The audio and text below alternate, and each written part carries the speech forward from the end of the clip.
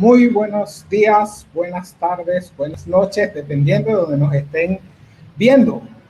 Una visión, un sueño hecho realidad, gracias al trabajo colaborativo de profesionales y empresas que por medio de la educación buscan apoyar a la sociedad. Somos Fundación Comunidad Doyo. Reciban ustedes una cordial bienvenida a la charla Detectando Tráfico C2 sobre DNS utilizando EDR. Queremos agradecer a nuestros patrocinadores. Los invitamos a visitar nuestro sitio web para que puedan ver más de los patrocinadores. Muchas gracias a todos por su participación y no olviden registrarse a todas las charlas y aprovechando ese registro, así no puedan asistir, tendrán la oportunidad de verla después grabada. Y en todas vamos a tener muchos premios por medio de gamificación. Doy la bienvenida a quienes nos acompañan en esta charla, Guillermo Bastidas, que está en Panamá, y Javier Andreu, que está en España, ambos de nuestro patrocinante Oro Sophistic. Guillermo es Lead Security Auditor y analista de SOC con amplia experiencia nacional e internacional, realizando monitoreo de amenazas, respuesta a incidentes, a proyectos de ciberseguridad en infraestructuras críticas y sector bancario, trabajando como responsable del SOC de Panamá en Sophistic durante los últimos años. Javier es analista de ciberseguridad y analista SOC, con amplia experiencia realizando configuración y hardening de sistemas y redes, realizando monitoreo de amenazas, respuestas a incidentes e investigaciones forenses en el SOC de Sophistic en España. Además, es un gran aficionado a la electrónica y al mundo del hacker, del maker, hacker. Muchachos, bienvenidos. Guillermo, Hola, Javier, ¿cómo están? Bien, Y bueno, preparados adelante, ya. Las cámaras son suyas. Vale, pues empezamos.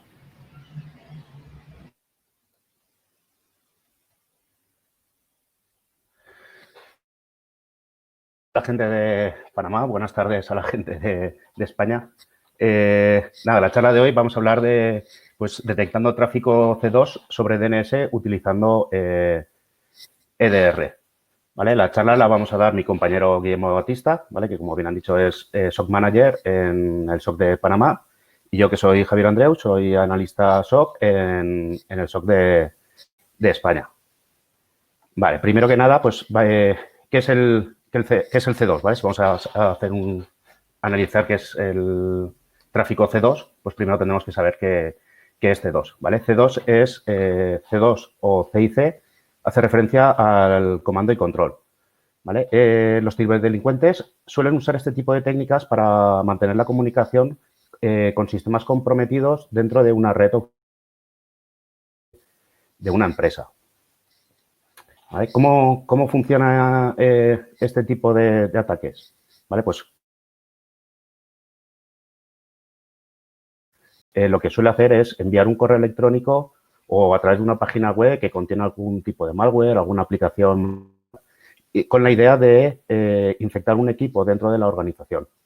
¿Vale? Entonces, una vez tenemos el equipo, la idea es que desde este equipo se cree un canal de comunicación hacia un servidor que tenemos en la nube, que puede ser un servidor o puede ser un equipo controlado por el ciberdelincuente.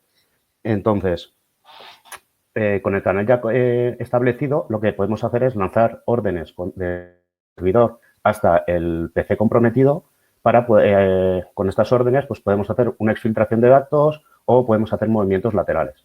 ¿Vale? Una vez ya tenemos el control sobre el equipo dentro de la organización, ya podemos hacer lo que quisiéramos hacer. Entonces, para este tipo de ataques, ¿qué puertos se suelen utilizar? ¿Vale? Aquí tenemos algunos ejemplos de algunas botnet que hay ahora que están en marcha y suelen utilizar, pues, por ejemplo, el Grab usa el puerto 8080, otros usan el 139.445, ¿vale? Puertos de SMB, puerto 443 y el 80.443. Entonces, ¿por qué se suelen usar estos puertos? Porque estos puertos son puertos comunes que suelen estar abiertos y en el caso de detectar una comunicación a través de esos puertos no van a levantar ninguna sospecha. Si hiciéramos el canal de comunicación lo hiciéramos a un puerto extraño, entonces al ver ese puerto que es extraño, llamaríamos bastante la atención. Entonces, ¿qué es C2 sobre DNS? Pues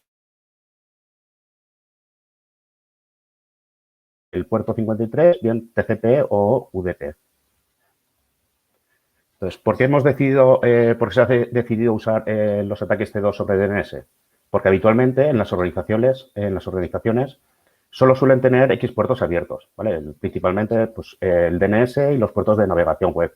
Luego pueden tener algún puerto para uso de algún servicio en específico, pero hay puertos que no están abiertos. Entonces,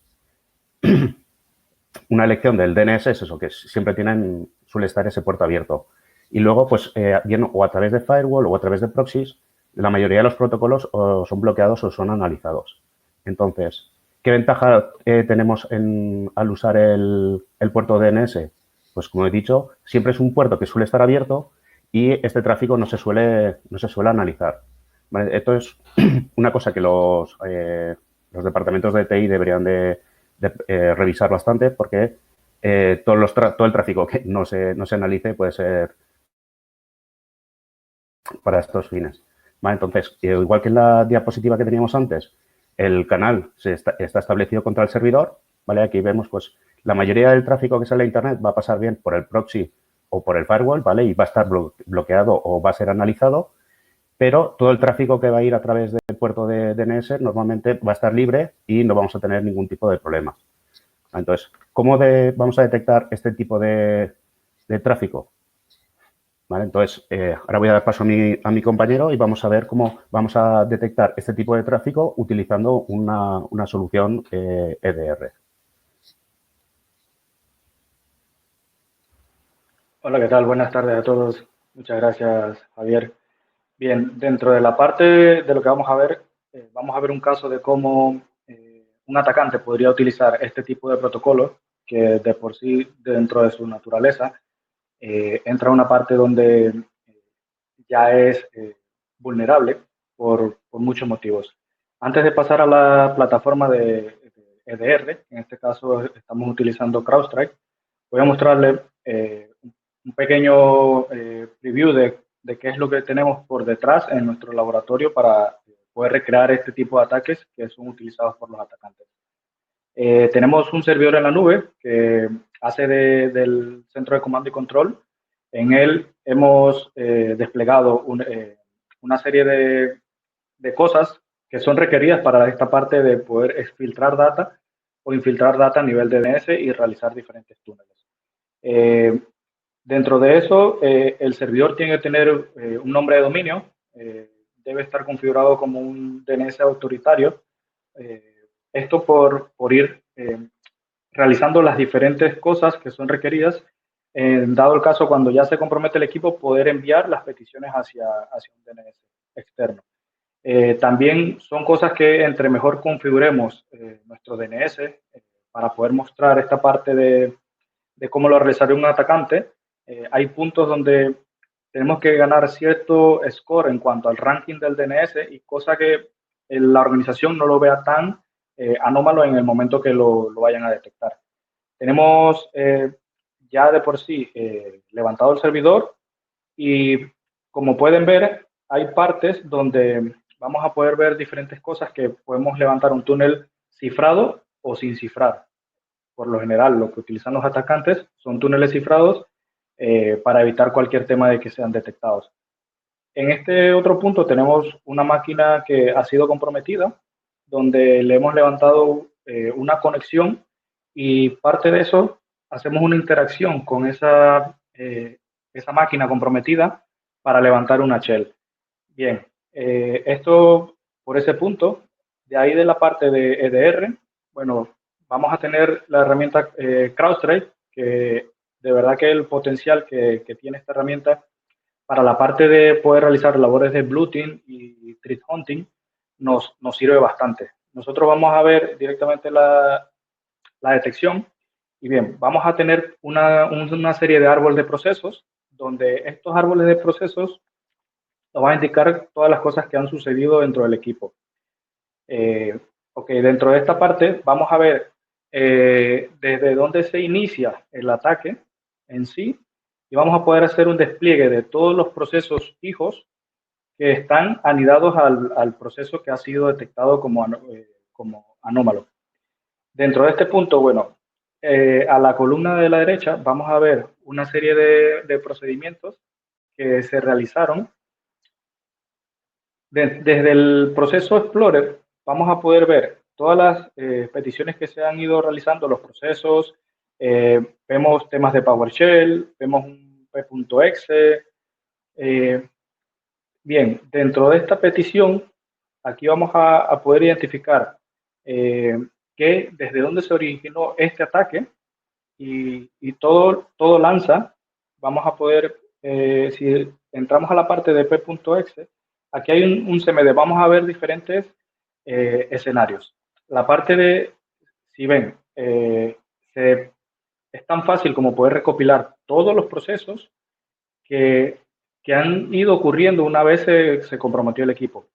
Dentro de este punto, van a ser cosas bastante claves el poder detectar este tipo de tráfico DNS.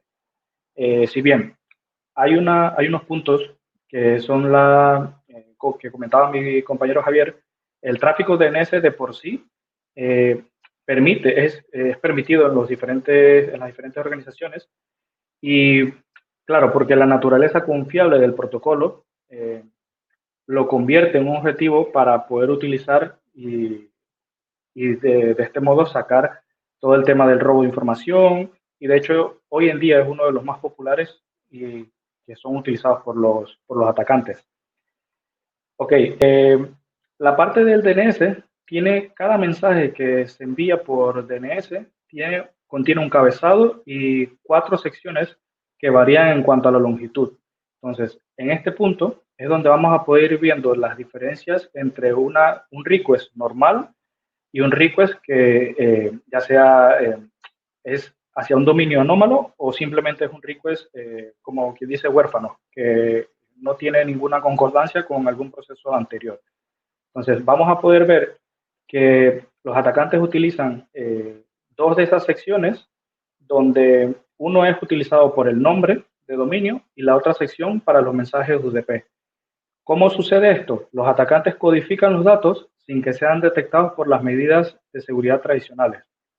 Estos datos muchas veces son configurados previamente, ya sea en un C2, y ese servidor es el que utiliza el atacante para poder recibir toda esa información robada y poder volver a armar las peticiones de DNS request y interpretarlas entonces en su pantalla. Ahí vamos a poder, ahorita dentro de este caso, vamos a poder identificar bien desde el punto nos situamos en uno de los procesos para ver qué es lo que ocurre. En este caso, la detección ha sido por un proceso Halloween, donde se realizan una serie de operaciones que nos va a decir qué es lo que está ocurriendo en cuanto al p.exe. Vemos de por sí el nombre, que es bastante extraño, pero la técnica que ha sido utilizada es una ejecución por PowerShell. ¿Cómo podemos saber si qué fue lo que ha ocurrido, por qué están utilizando ese PowerShell? Vamos a identificarlo en los diferentes procesos, siguiendo ya sea de izquierda a derecha. Para el punto del compromiso, vamos a ver que luego de que se renombra el PowerShell.exe, es utilizado para ejecutarlo en cuanto a una petición. Vamos a poder ver en el command line qué es esa petición que se ejecuta. Todo esto lo vamos a poder registrar utilizando cualquier solución EDR. En este caso estamos utilizando CrowdStrike porque hemos tenido muy buena experiencia con esta herramienta y vamos a identificar uno de los primeros parámetros. La ejecución del PowerShell lo va a realizar con una ventana oculta. Esto es bastante común en cuanto a los ataques de ejecución en PowerShell. Luego realiza una serie de peticiones hacia un sitio externo para descargar, ya sea, en este caso es un PowerShell, un archivo de PowerShell que es el DNSCAT2, Y posterior a eso, una sentencia que lo que hace es la ejecución de ese DNSCAT2, iniciando un start DNSCAT2 hacia el dominio hyperbony.xyz, indicándole que el DNS server es la IP del dominio. Bien, vamos a poder también utilizar diferentes comprobaciones a nivel del hash. Si vemos el p.exe, como el nombre, el common name es PowerShell.exe, ya la misma herramienta nos lo indica. Dentro de ese punto vamos a ver diferentes valores que nos van a servir para poder identificar las cosas al momento de hacer una labor de tree-hunting. Vamos a tener el hash del archivo y una serie de datos que nos va a decir, bueno, la prevalencia global de este tipo de archivos es común y la local es bastante baja. Algunas veces vamos a ver una prevalencia única, esto nos va a indicar una alerta de anomalía bastante alta porque es algo que solamente se ha visto en ese equipo. Vamos a poder utilizar diferentes valores para ir a hacer búsquedas de este hash fuera, utilizando ya sea la plataforma de Hybrid Analysis o VirusTotal o directamente buscar el hash en Google. Siguiendo en el análisis de este proceso, vamos a poder identificar las diferentes conexiones en cuanto a las remotas y las locales.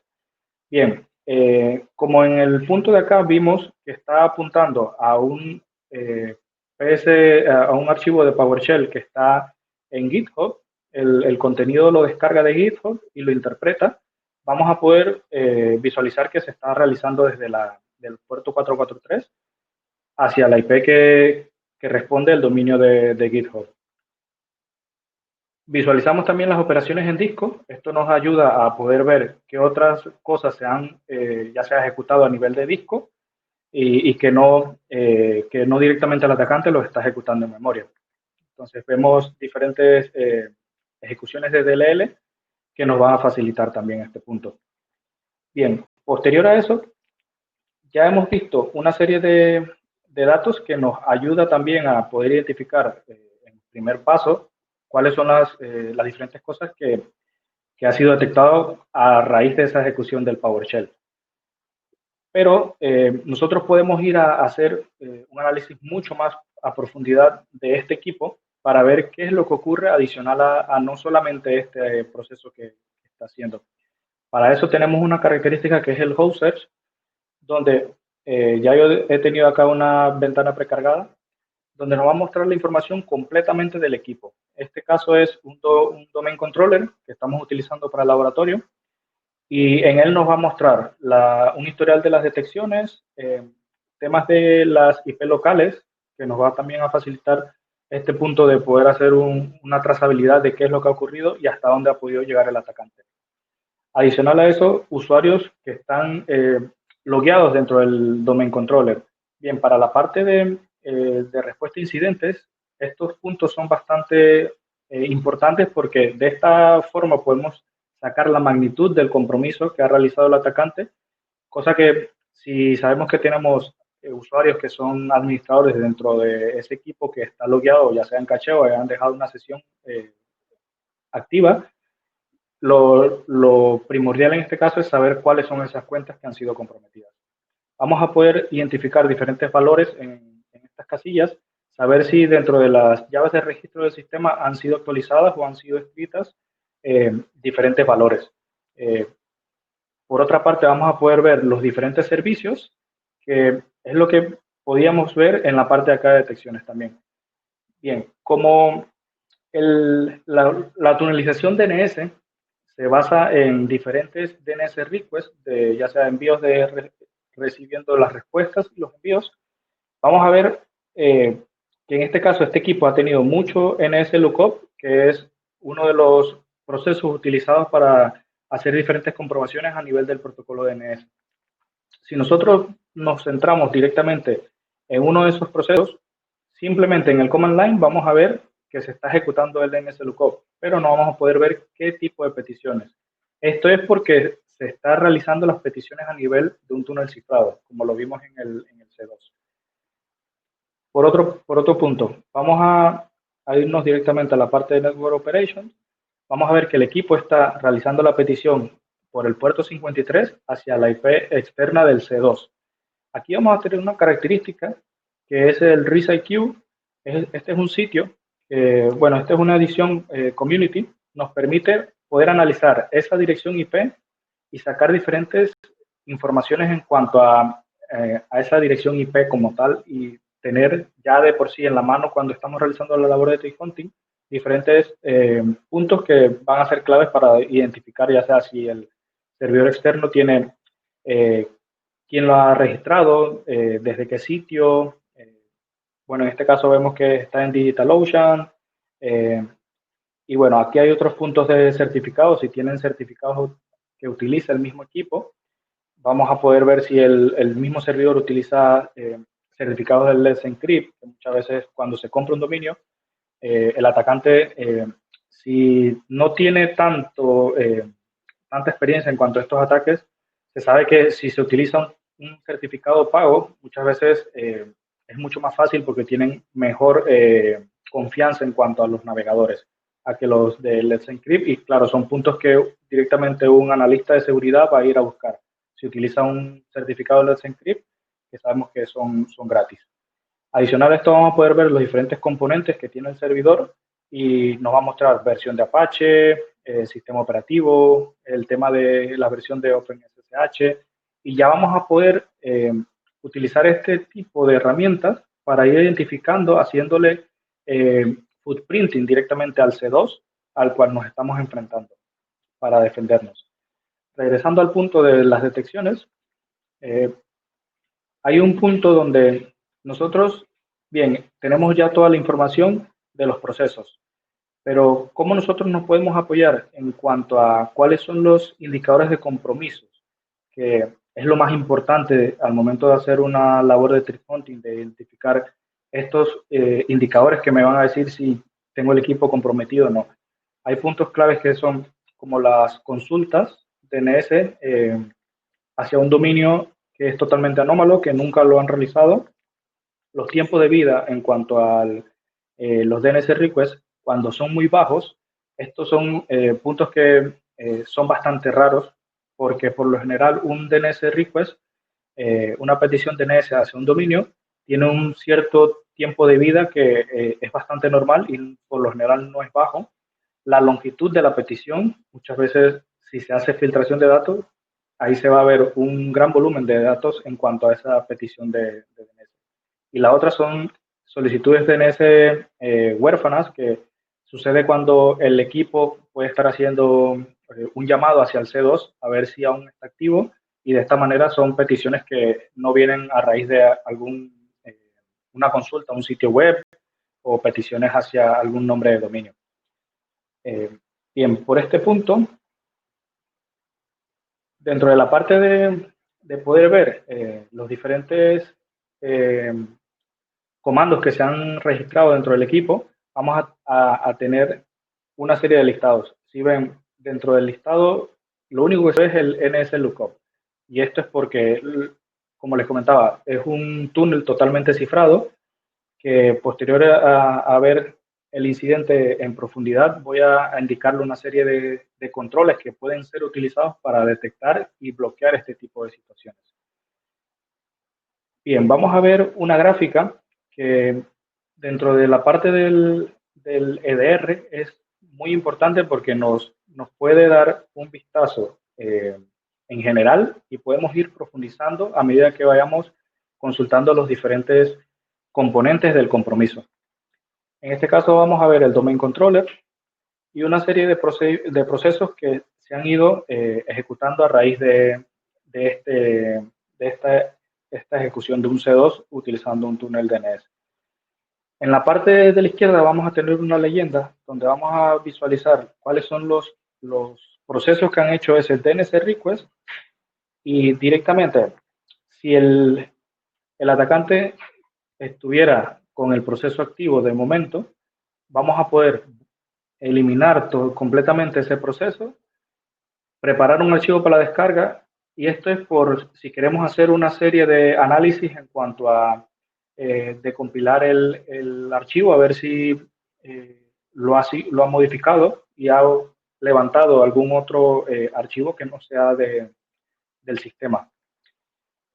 Vamos a tener el command line directamente de qué fue lo que ejecutó. Dentro de cómo, otra parte de cómo nos podemos apoyar directamente en un EDR, vamos a tener diferentes herramientas en cuanto a poder levantar un análisis en cuanto a un sandbox, directamente verificando qué es lo que realizaba o qué era el contenido que tenía el PowerShell. Bien, por este punto, vamos a ver otro punto bastante interesante en cuanto a cómo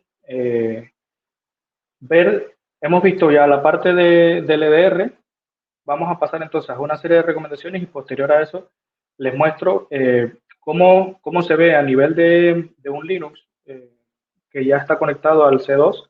En este caso lo hemos hecho con un equipo Windows, que es un domain controller, y claro, hemos bajado las políticas del CrowdStrike para que no lo bloqueara, porque hay muchas cosas que los antivirus que no son de nueva generación no tienen y no tienen la visibilidad de poder bloquear, porque simplemente se basan en una firma, y acá lo que nos importa al momento de detectar este tipo de ataques es poder ver el comportamiento del equipo y hacer un análisis directamente de todo lo que realiza. Aquí hay un punto en la parte del incidente. Vamos a volver aquí al incidente.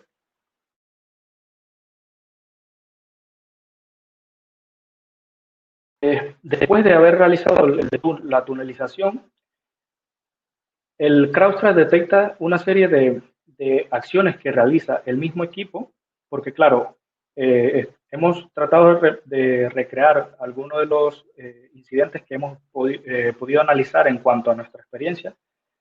Y claro, una vez ya se tiene la ventana de tunelización DNS, el atacante empieza ya a realizar invocaciones a nivel de Mimikatz. Como sabemos, Mimikatz es un módulo utilizado para hacer ya sea credential dumpings, para obtener los diferentes hashes de los passwords, y de esta manera ir consiguiendo una serie de datos del mismo equipo.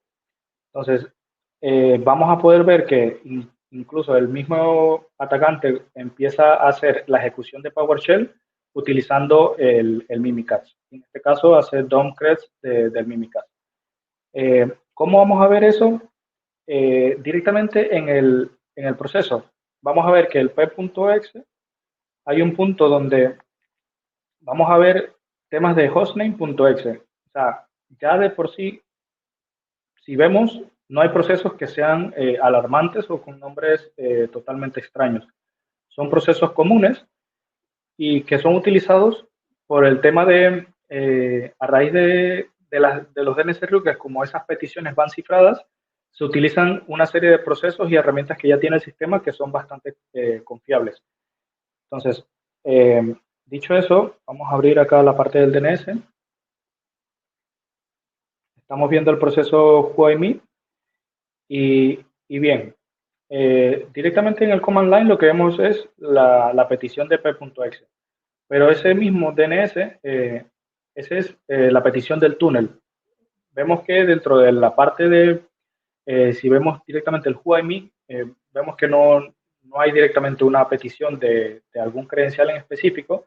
Sin embargo, posterior a eso, se ve la invocación y hace la correlación del evento con respecto a este proceso. Bien, ¿cómo podemos defendernos en cuanto a este tipo de ataques?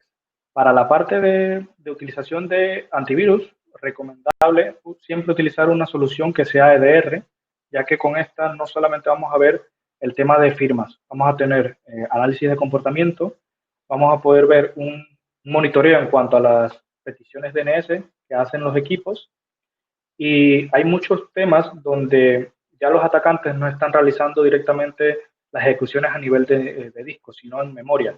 Porque claro, los antivirus convencionales no tienen un análisis directamente de la memoria, y lo que hacen es que, bueno, cargan las diferentes shells en memoria, cosa que el mismo sistema de antivirus, si no tiene análisis en cuanto a la memoria, y como por lo tanto no realizan ninguna escritura en disco, es mucho más sencillo para ellos hacer los diferentes bypass o saltos de los controles. Hay otra parte donde nos podemos apoyar, que son el tema de los firewalls, los cortafuegos a nivel de DNS. Podemos indicarle que hay una serie de reglas personalizadas de acuerdo a la marca, ya sea si es el de Barracuda, Palo Alto, donde vamos a poder ir analizando ese tipo de características en cuanto al protocolo, porque ya se han ido evolucionando. Pues claro, si el usuario no tiene un antivirus EDR que va a analizar todo ese tipo de comportamientos, que ya tenga por lo menos otra capa de seguridad donde lo pueda ir haciéndole drop a esos tipos de ataques. Por otra parte, hay una serie que directamente el monitoreo humano en cuanto a la red y análisis de DNS, esto se vuelve muchas veces inviable. Es como tendrías que tener adicional a una persona, si tienes un SIEM, una persona que directamente se ponga a analizar el tráfico DNS, y es bastante complicado y demanda mucho tiempo. Por otra parte, podemos hacer diferentes análisis en cuanto a añadir reglas personalizadas, que en este caso son los indicadores de ataque. CrowdStrike nos permite hacer ese tipo de añadir reglas específicas que cuando hace un equipo una petición a un dominio anómalo, que nos levante una alerta. Entonces, en este punto vamos a ir cerrando este tipo de cosas. Si bien, como la misma naturaleza del protocolo DNS es confiar en las peticiones, muchas veces con un antivirus normal no vamos a poder ver que este tipo de NS lookup es directamente una tunelización DNS. Entonces, voy a mostrarle, en este caso, aquí, bueno, ya tenemos la sesión y vamos a poder hacer diferentes temas sobre el equipo. Vamos a poder consultar cualquier tema de procesos. En este caso, bueno, estábamos haciendo un análisis del bar log message del equipo que tenemos acá. Y bueno, es un punto que es bastante llamativo, que es el tema de que no se necesita un expertise de seguridad en cuanto a experiencia de ataques, sino si un atacante en realidad que idea todo este tema de las diferentes herramientas, alguien que quiera hacer algún ataque, simplemente que tenga el presupuesto, puede pagar por la herramienta y las herramientas vienen en kit totalmente automatizadas. En este caso, nosotros hemos utilizado el DNS Cat 2, que es bastante popular en cuanto a las diferentes cosas que se pueden hacer. Y bueno, hay un punto que nosotros nos hemos basado también, que es la utilización de un Bash Bunny, esto para tratar de hacer las diferentes trazabilidad en cuanto al ataque y hacerlo mucho menos detectable en cuanto a esto.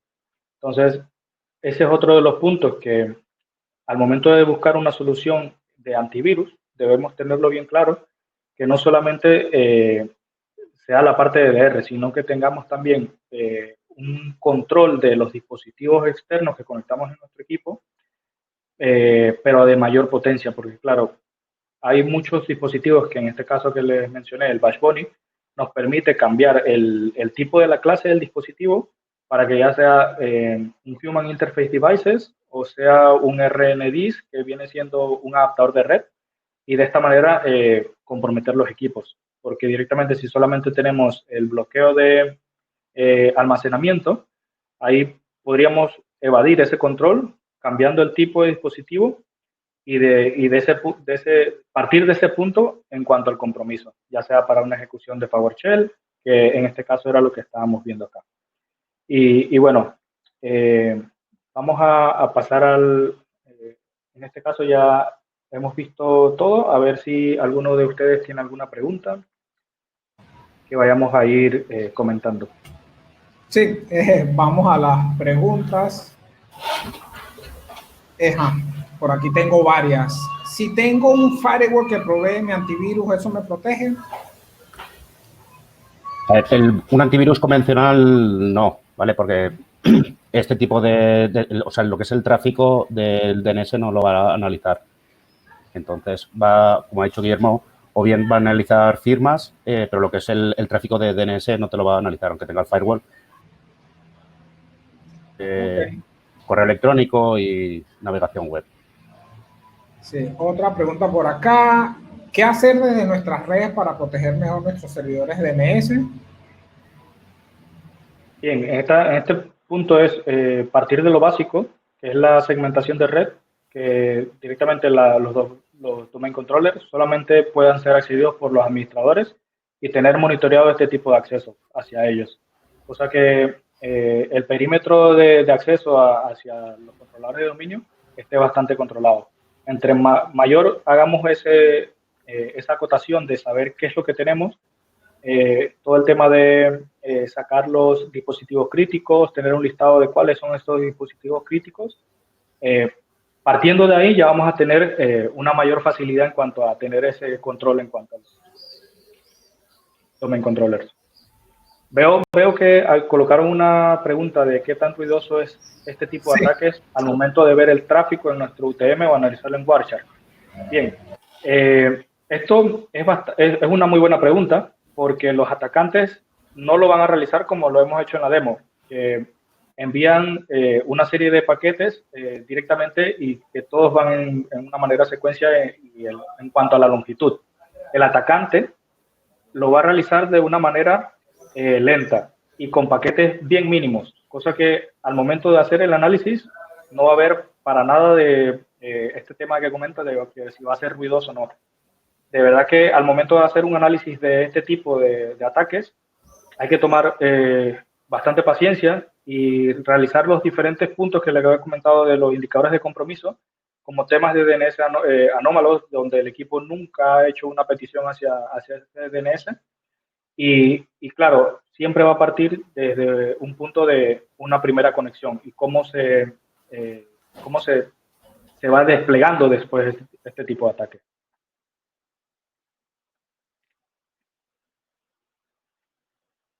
A ver si vemos otra pregunta por acá.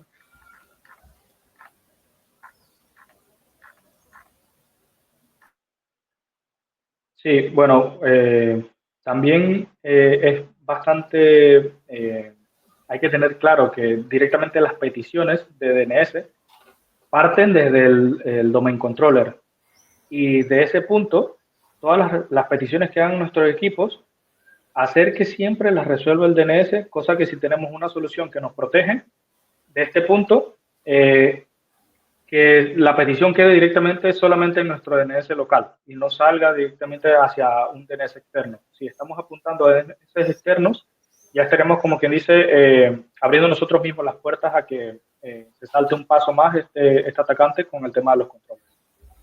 Luego un punto más sería, como dice él, que todas las peticiones se resuelvan localmente y en el firewall poner un filtrado que todas las peticiones hacia el exterior, al puerto 53, sean o bloqueadas o redirigidas hasta...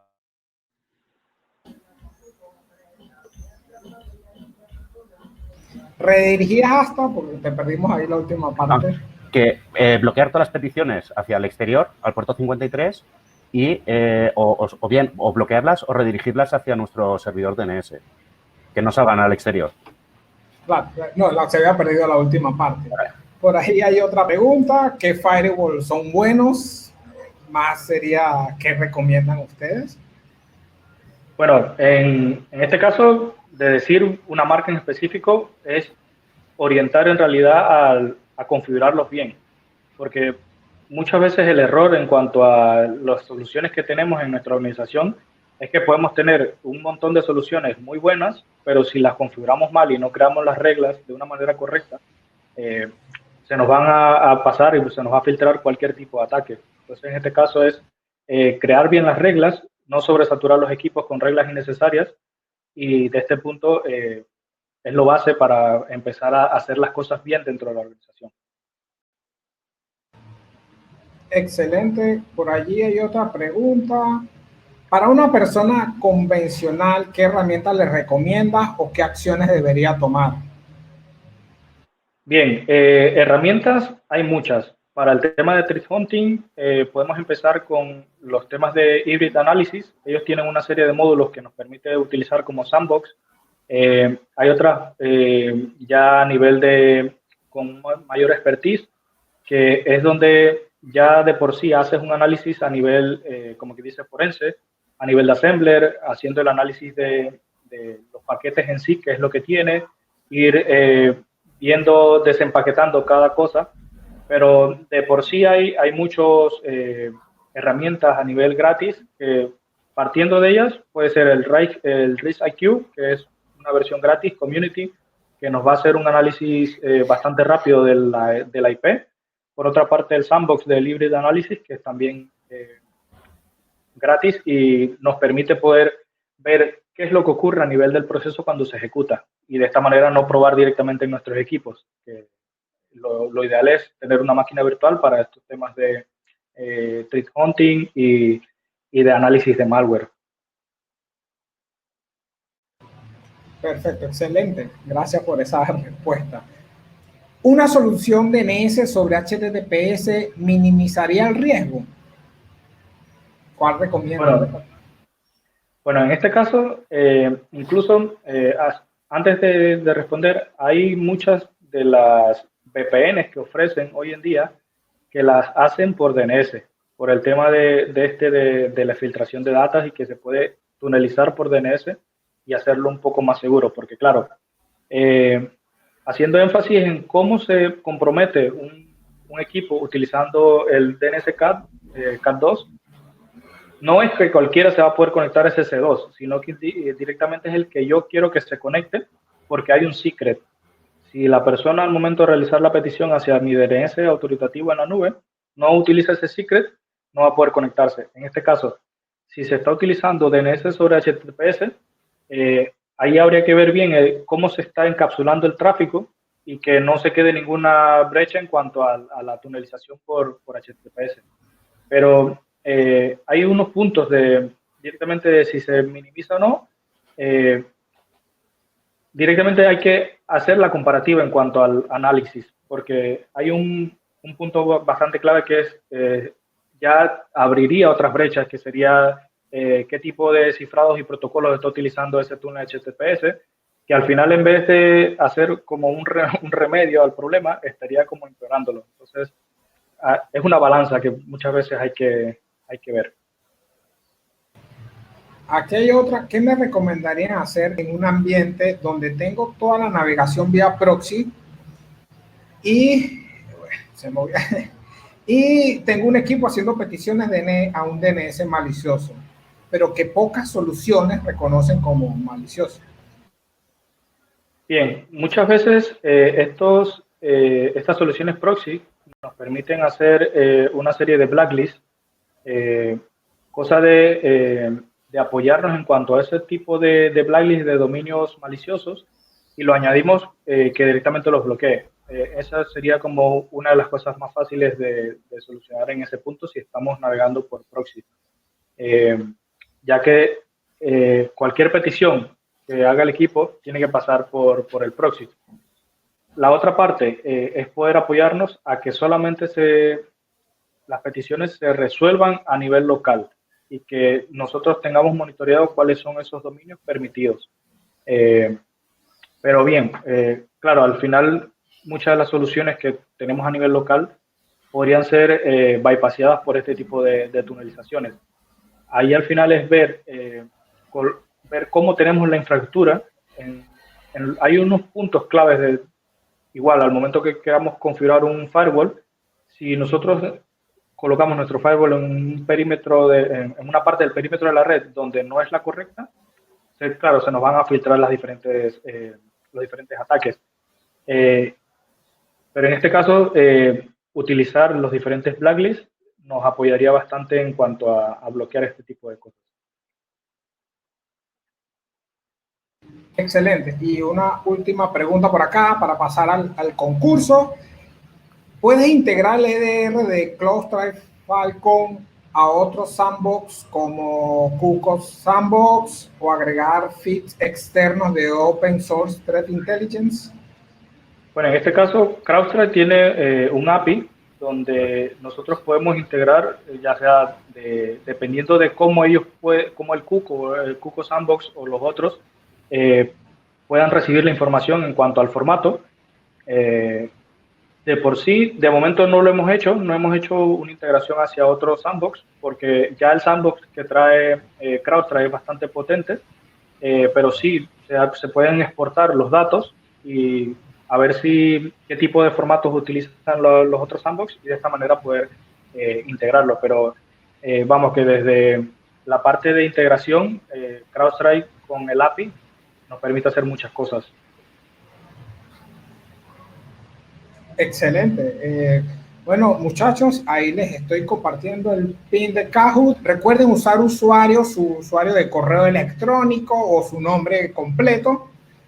Y una vez hayamos terminado el concurso, el ganador, por favor, nos comparta su correo electrónico. Sí, entonces, mientras se va agregando, otra preguntita por aquí. ¿Algún sitio recomendado para volverse experto en manejos de DNS y DC?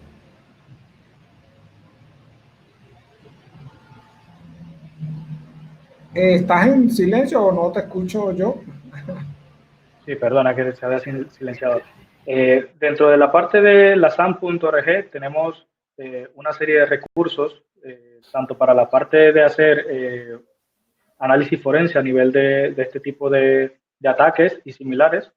También existe una parte donde podemos especializarnos al manejo de DNS, pero orientado a seguridad. El manejo de DNS en sí tiene muchas cosas.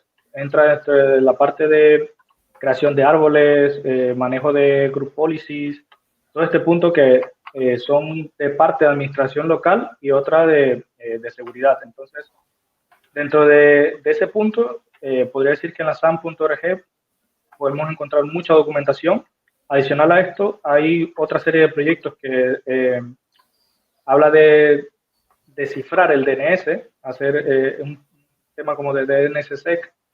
Y bueno, ahí sería un tema bastante interesante que puedan ir viendo y se puedan ir empapando de cómo es este tema de cifrar y tunelizar este DNS, cosa que evitemos también cosas de ataques como de los DNS recursivos, donde el atacante busca es ver cuáles son esos sitios que ha resuelto el DNS local y de esta manera realizar diferentes phishing sobre esos dominios y obtener otros vectores de entrada en cuanto a los ataques.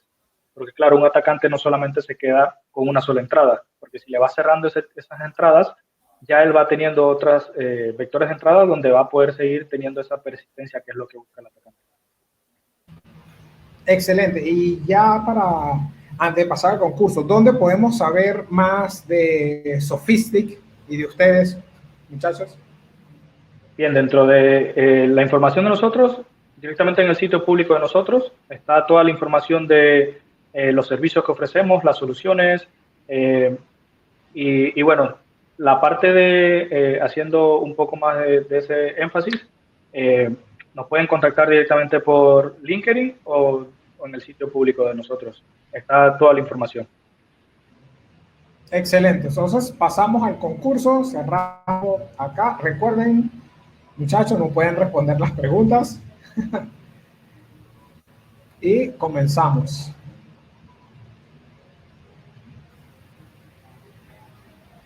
¿Qué es C2? Esa está muy fácil. Igual no respondan, no hagan gestos. Continuity Control, Command and Control en inglés, usualmente sean C o C2, Custom Center, Custom Campus. Vamos respondiendo. Ahí van ya respondiendo los muchachos, la audiencia.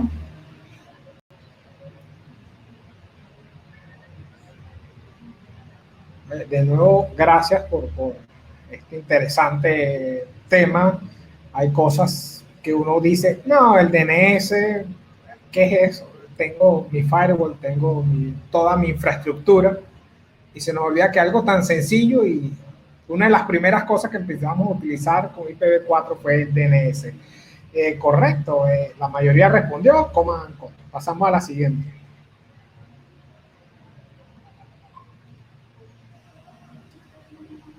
Sí, entonces, como les comento, ¿cuál es la diferencia entre DOS y DDoS? No hay diferencia. Es uso interno y otro. El DDoS es distribuido e incluye múltiples DOS. No, DOS es más complejo que DDoS.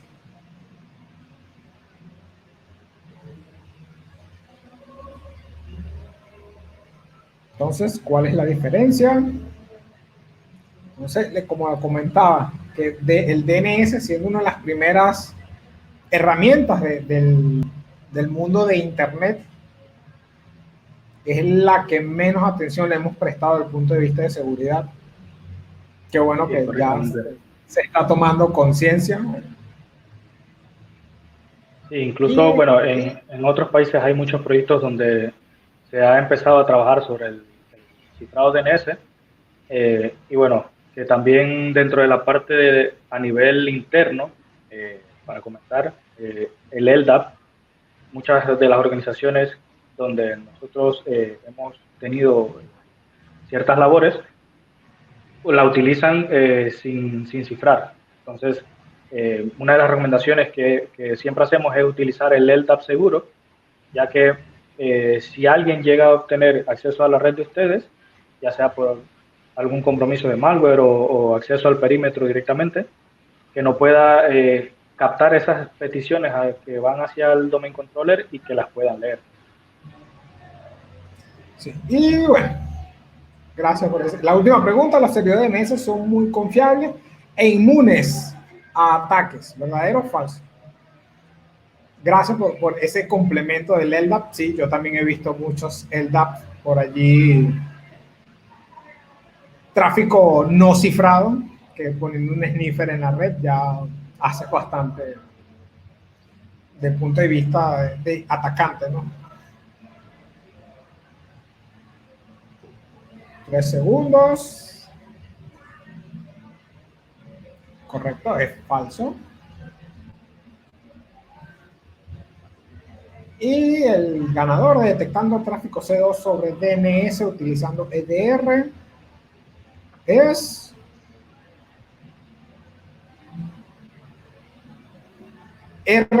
Rafael. Por favor, qué raro que no pusiste con café, pero está bien, Rafael. Por favor, escríbeme